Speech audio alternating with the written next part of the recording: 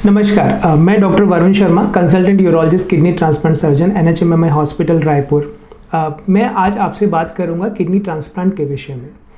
Kidney transplant के बारे में सुनते ही थोड़ा सा हम लोग को लगता है कि एक बहुत बड़ी चीज़ है, बहुत मुश्किल चीज़ है, कैसे होगा, क्या होगा, किडनी कहाँ से आएगी, कौन देगा।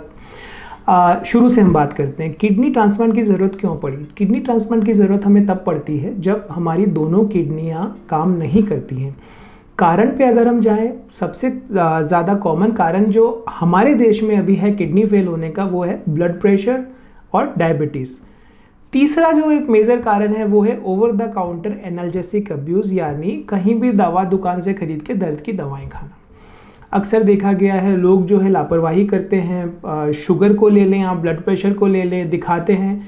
एक भ्रांति है, बहुत बार ऐसा हुआ है, लोग जाते हैं, ब्लड प्रेशर ज़्यादा आया, उनको सलाह दी जाती है कि आप दवाई लीजिए।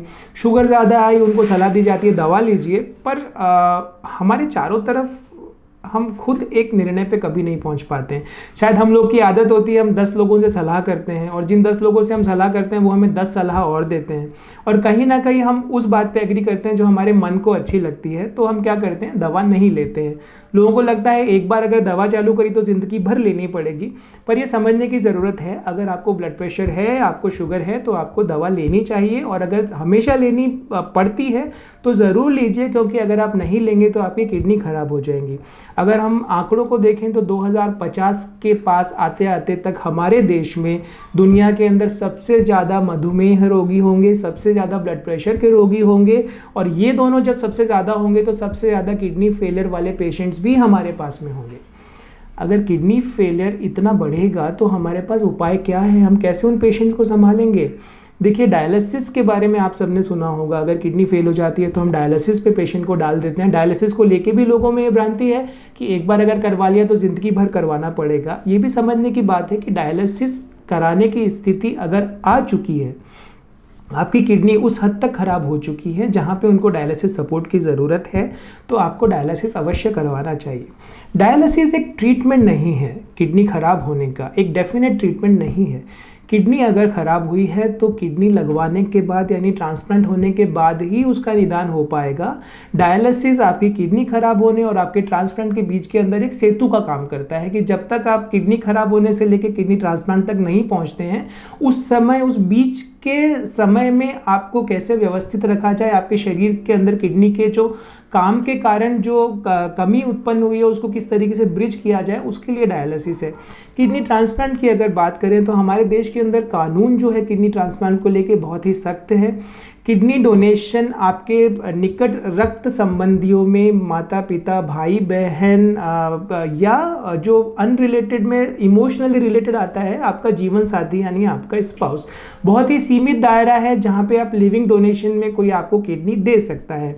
दूसरा ऑप्शन है कैडेवर डोनेशन का, जहाँ पे ब्रेन डेड पेशेंट्स जो होते हैं वो अगर कंसेंट देते हैं तो उनके अंगों को यूज़ किया जाता है, वहाँ से किडनी आ जाती है, जिसके बारे में अभी भी हम इंतज़ार कर रहे हैं कि हमारे देश में लोगों के अंदर इसके बारे में जागरूकता बढ़े और ज़्यादा से ज़्यादा लोगों को किडनी मिल सके, क्योंकि ब्रेन डेड पेशेंट्स जो होते हैं बहुत ही दुर्भाग्यपूर्ण है जिन परिवारों के साथ ऐसा होता है। परंतु अगर सही तरीके से कोऑर्डिनेट करा जाए और समझाया जाए, और अगर वो अपने स्वेच्छा से अंगदान के लिए तैयार होते हैं, तो इससे एक बहुत बड़ा हमको सपोर्ट मिलेगा।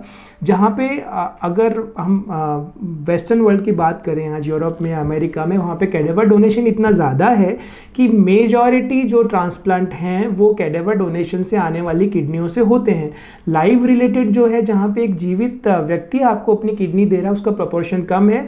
हमारे यहाँ पे वो चीज़ एकदम उल्टी है। हमारे यहाँ पे लाइव डोनर ज़्यादा हैं और कैडेवर का पूल कम है, क्योंकि उसके बारे में जागरूकता नहीं है। जहाँ तक किडनी ट्रांसप्लांट के ऑपरेशन की बात है, आजकल बहुत ही मतलब हम तकनीक के बारे में बात करें तो जो किडनी निकालने का ऑपरेशन है, जिसको हम डोनर नेफ्रेक्टमी कहते हैं, पहले जहाँ चीरा लगाई किया जाता था, आजकल वो भी दूरबीन से संभव है। तो इससे जो किडनी दे रहा है उसको बड़ा चीरा भी नहीं लगता है, और किडनी जो उसके बाद में उसका जो रिकवरी टाइम है वो भी कम हो गया है। किडनी निकालने की हम बात कर रहे हैं तो इसके साथ एक बहुत बड़ा टेबू जो है, एक जो बहुत बड़ी धारणा जो लोगों के बीच में ये है कि हमारा क्या होगा अगर हमने एक किडनी अपनी दे दी है, तो क्या होगा हमारे साथ, क्या हम एक किडनी पे जी पाएंगे, हमें कैसे हमारी दिनचर्या, हमारा जो नॉर्मल लाइफ स्टाइल है उस पर क्या फ़र्क पड़ेगा और भविष्य में हमें क्या दिक्कत हो सकती है। तो देखिए, एक किडनी के सहारे आपका जीवन जो है वो बिल्कुल आराम से चल सकता है। ईश्वर ने शायद हमें दो दी ही इसीलिए हैं, क्योंकि अगर एक किडनी काम नहीं करती है या एक किडनी खराब हो जाती है तो दूसरी किडनी उसका फंक्शन टेक ओवर कर लेती है। सिमिलर सिचुएशन है, अगर आप अपनी किसी किडनी अपने किसी निकट संबंधी को डोनेट करते हैं तो आपके पास जो एक किडनी बची है वो आपके पूरे फंक्शन को टेक ओवर कर लेती है, उसमें ये कैपेसिटी होती है। कई बार तो पता ही नहीं चलता है, कई लोगों को जन्मजात एक ही किडनी होती है, वो अपने एक नॉर्मल सी ज़िंदगी जी रहे होते हैं और सालों साल पता नहीं चलता कि एक ही किडनी है। तो बिल्कुल घबराने की ज़रूरत नहीं है। अगर आपकी एक किडनी है, आप आराम से अपना साधारण जीवन जी सकते हैं, आपको अलग से कोई और प्रिकॉशन लेने की ज़रूरत नहीं है। बस जो इम्पॉर्टेंट चीज़ ध्यान रखनी है, अगर आप कुछ दवाएं लेते हैं तो ज़रूर चिकित्सक से सलाह करके लीजिए कि कोई ऐसी दवा तो नहीं है जो आपकी किडनी को नुकसान करे। रेसिपिएंट की अगर बात करें, किडनी जो दूसरे आपके जिस मरीज में किडनी लगा रहे हैं उस ऑपरेशन की बात करें तो वो भी बहुत एडवांस हो चुका है। आजकल तकनीक द्वारा बहुत अच्छे से वो किडनी का ऑपरेशन किया जा सकता है और आउटकम भी बहुत अच्छा है। हमारे अस्पताल में हम जब ट्रांसप्लांट करते हैं तो जो किडनी देता है डोनर, उसको 2 से 3 दिन में हम लोग छुट्टी कर देते हैं और ट्रांसप्लांट होने के पश्चात साधारणतया पेशेंट 6 से 7 दिन में वापस अपने घर जा सकता है।